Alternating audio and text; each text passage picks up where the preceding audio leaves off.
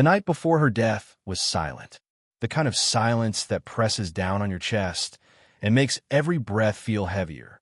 In a small, cold cell in Hamelin prison, a young woman sat quietly, her pale hands folded in her lap. Outside, British guards waited, watching her through the bars. She looked calm, too calm. Her name was Irma Grese, and in just a few hours, she would become the youngest woman ever executed under British law in the 20th century, known to history as the Beautiful Beast of Auschwitz. It's strange how monsters are made. Irma Ida Ilse Grese was born on October 7th, 1923, in the small German village of Rechen, then part of the Weimar Republic. She was the third of 5 children in a poor dairy worker's family. Her father, Alfred Grese, was strict, deeply religious, and utterly intolerant of the Nazi movement that was sweeping Germany in the early 1930s. But no one could escape it, not even his children. At school, Irma was quiet, withdrawn, often bullied. Her grades were bad, her self-esteem worse. When she was 13 years old, tragedy struck. Her mother, Berta, took her own life after discovering her husband's affair. That moment scarred Irma. She became colder, more detached. Some said that the cheerful, shy girl who once dreamed of becoming a nurse died with her mother that day. When she turned 15, she left school for good. She drifted from one menial job to another, working on a farm, cleaning in a shop, doing whatever she could to survive. But Irma wanted more. She wanted importance. She wanted to be seen. And the Nazi regime promised exactly that. In 1939, Irma applied to work at the Hohenlichen Sanatorium, a place known for medical experimentation and Nazi medical training. There she worked as an assistant nurse under Dr. Karl Gebhardt, a close associate of Heinrich Himmler, and one of the men who would later perform horrific experiments on prisoners at Ravensbrück. Irma idolized authority. She watched doctors in white coats walk through the corridors with the quiet confidence of gods. She wanted to be like them, powerful, respected, untouchable. But when she applied to become a full nurse, she was rejected for poor academic performance. Instead, at 17, she was sent to a dairy farm in Furstenberg, a humiliating step down. Something inside her hardened after that. A seed of bitterness began to grow. In July 1942, still only 18, Irma Grese joined the SS as a female auxiliary and was assigned to Ravensbrück concentration camp, the primary women's camp in Nazi Germany. That was the real turning point. Ravensbrück was a place designed to break the human spirit. Over 132,000 women would pass through its gates, political prisoners, Jews, Poles, Russians, Roma, and more than 92,000 would never leave.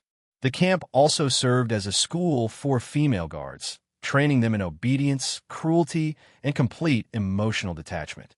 Their mentor? Dorothea Binz, a woman infamous for her sadistic pleasure in torture. Under Binz's watchful eye, Irma learned fast. Too fast. She learned how to command, how to punish, how to make others afraid. She wasn't a monster yet, but she was well on her way. In March 1943, at just 19, Irma Grese was transferred to Auschwitz-Birkenau in occupied Poland. It was here that her name would be burned into the darkest pages of history. Auschwitz wasn't just a camp. It was an industrial machine of death. By the time Grese arrived, more than 1 million men, women, and children had already perished behind its electrified fences. And here, for the first time, Irma held real power. Witnesses later described how she seemed to revel in her authority. Dressed impeccably in her SS uniform, sometimes with her hair styled perfectly, her face almost angelic, she carried a braided leather whip, wrapped in cellophane so blood could be easily wiped away. She beat prisoners for walking too slowly, for looking her in the eyes, for stealing a piece of bread. There was something terrifyingly contradictory about her. She was young, attractive, even charming at times. But behind those clear blue eyes lay something cold and merciless. Prisoners said she smiled while inflicting pain, that she hummed songs as she watched people die. By 1944, she had become the Oberhofschärin, the senior female guard, overseeing Lager C at Birkenau, a section that housed more than 30,000 women, most of them Hungarian Jews. The camp was overflowing, the air filled with the stench of decay and smoke from the crematoria. Yet Greece seemed to thrive in the chaos. She was infamous for her whip. Prisoners said she used it even when she didn't have to.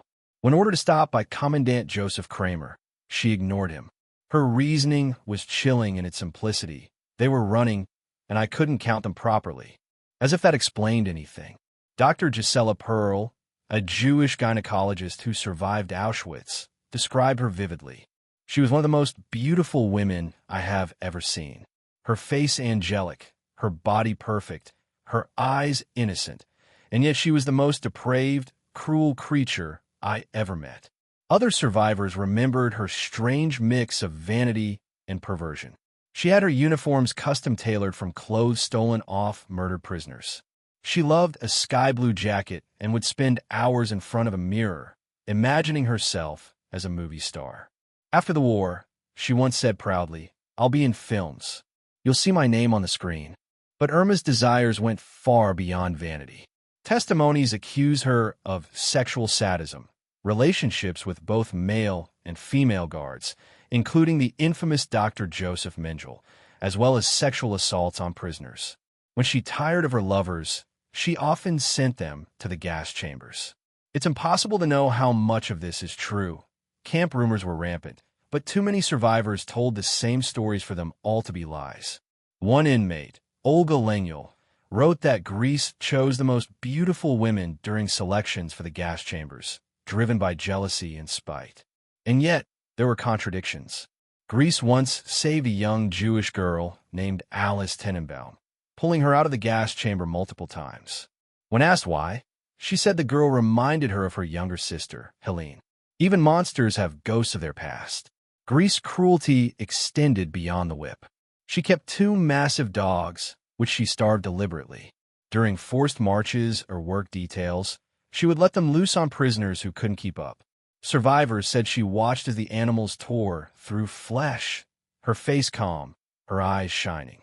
One witness recalled, she looked intoxicated. Like the sight of blood gave her joy. There was always that smile. That eerie, misplaced smile. She often forced inmates to kneel for hours holding stones over their heads, or to perform exercises until they collapsed. Those who fell were kicked or beaten. A woman once caught speaking to her daughter through a fence was beaten so savagely that she never got up again. By mid-1944, Greece was participating in selections alongside Mengele, deciding who lived and who died. Naked women were paraded in front of them like livestock. A flick of Irma's finger could mean a death sentence. When two young girls tried to escape during one selection, she shot them both herself. Somehow, she saw all of this as duty. When confronted later, she claimed she was merely following orders. But there was a difference between obedience and enjoyment, and Irma Grese clearly enjoyed it. In January 1945, as Soviet troops closed in on Auschwitz, the SS began evacuating the camps. Tens of thousands of prisoners were forced on death marches through snow and ice. Irma marched with them, pistol at her side, whip in hand. They ended up at Bergen-Belsen, a camp that by then had become a hell's cape of starvation, disease, and filth. Over 60,000 prisoners were packed into an area meant for a fraction of that number. The ground was littered with corpses. Typhus spread like wildfire.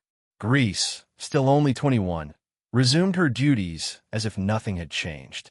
Witnesses said she was just as brutal there, beating prisoners, forcing them to kneel in mud, making them hold heavy stones above their heads while she laughed. Even when it was clear that Germany had lost, she carried on, unshaken. One survivor remembered seeing her just days before liberation, whipping a girl for stealing potato peels. Another said she knocked two sisters' heads together when she caught them eating scraps from the kitchen floor. It didn't matter that the war was over. For Irma Grese, cruelty had become a reflex. On April 15, 1945, British troops from the 11th Armored Division entered Bergen-Belsen. What they found shocked even hardened soldiers. Piles of unburied corpses, skeletal survivors wandering aimlessly, the stench of death everywhere. Among those captured that day were Joseph Kramer and Irma Grese. When questioned, she showed no remorse. She told British officers calmly that she had simply done her duty. When asked why she had beaten prisoners, she shrugged. Discipline had to be maintained. A journalist who spoke with her later described her as smiling, almost girlish, as if she had no idea what all the fuss was about. The Belsen trial began on September 17, 1945, in Lüneburg. Grese was the youngest and most striking of the 45 defendants. Reporters wrote endlessly about her beauty, her golden hair, her serene smile, her composure in the dock. It was a bizarre contrast to the testimonies being read aloud, stories of torture, beatings, and murder. Survivors pointed at her from the witness stand, trembling, weeping. One woman shouted, "That's her. She killed my sister." Another said, "She laughed when we cried." Grese listened, expressionless. When given the chance to speak, she denied everything except using a whip. "Yes, I beat them," she admitted, "but I never killed anyone." The court didn't believe her. On November 17, 1945, the British military tribunal sentenced Irma Grese to death by hanging, along with several others, including Joseph Kramer. She was 22 years old. Executioner Albert Pierrepoint, Britain's most experienced hangman, was assigned to carry out the sentence. The hangings took place at Hamelin Prison on December 13, 1945. Pierrepoint later wrote in his memoir that Irma Grese was remarkably composed. She walked into the execution chamber without resistance, wearing a simple black dress. There was no trace of fear, no tears, no trembling. When asked for her last words, she smiled faintly and said a single German word, "Schnell." Quickly, the trapdoor opened, and just like that, the beautiful beast of Auschwitz was gone. Pierrepoint later remarked that her calmness was almost eerie, unlike anything he had ever seen before. News of her execution spread quickly. The British press sensationalized her looks, dubbing her the blonde angel of death. Some articles described her beauty more than her crimes, as if fascinated by the contrast. It's disturbing, really, how humanity is drawn to the spectacle of evil wrapped in innocence. In post-war Germany, Irma Grese became both a symbol and a warning. To some, she was the ultimate proof of how ordinary people, even a young, beautiful girl, could become instruments of unimaginable cruelty. To others, she was a convenient scapegoat, a way to focus outrage on one face while ignoring the vast machinery of genocide that created her. But maybe that's what makes her story so haunting. Because Irma Grese wasn't a demon born from darkness. She was a human being who chose it, who embraced it. She wasn't insane. She wasn't possessed. She was, in her own words, doing her duty. And that's the most terrifying part of all.